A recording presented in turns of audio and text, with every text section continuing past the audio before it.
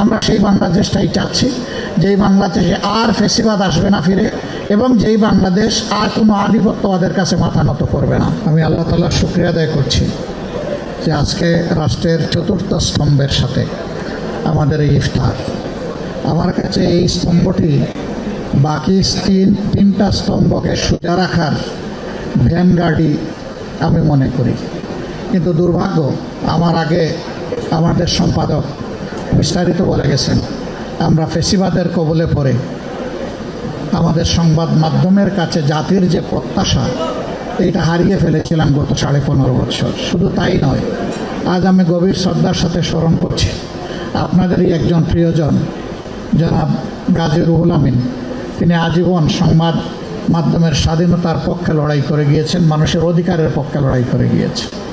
তাকেও নিবর্তিত হয়ে জেলে পুরা হয়েছিল।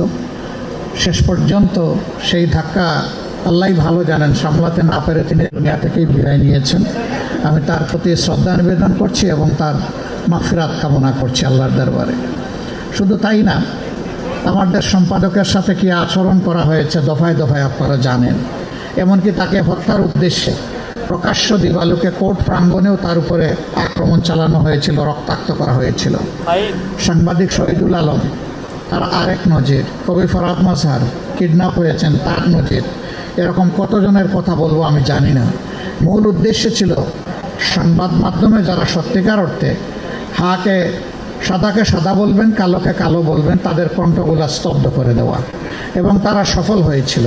স্যার, কদিন ধরে কোমরে ব্যথা। এসপি হাসপাতালে চলে যাও। এসপি হাসপাতাল, প্রতিভাদীপ্ত চিকিৎসক ডক্টর এস চক্রবর্তী। অপারেশন বিহীন হাঁটু, কোমর, প্যারালাইসিস সহ আন্তর্জাতিক মানের চিকিৎসা ও রোগ মুক্তির নিশ্চয়তা। এসপি হাসপাতাল, অত্যাধুনিক চিকিৎসা সেবায় অতুলনীয়।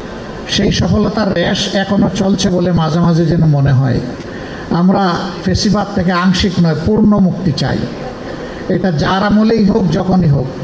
ফেসিবাদ কখনো জাতিকে ভালো কিছু দিতে পারে নাই, পারবে না।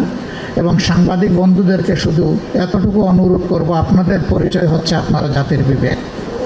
আপনারা বিবেক অনুযায়ী চলবেন। হায়াত মউত আল্লাহ তাআলার হাতে। জন্ম একদিন নিয়েছি, মৃত্যু একবারই হবে। লড়তে হবে বীরের মতো, মাঝখানে আর কোনো আপোষ নেই। আমরা বিরোধী দল থেকে, বর্তমানে বিরোধী দলে আছি, আপনাদের এই কণ্ঠের পাহারাদারি আমরা করার নিশ্চয়তা দিচ্ছি।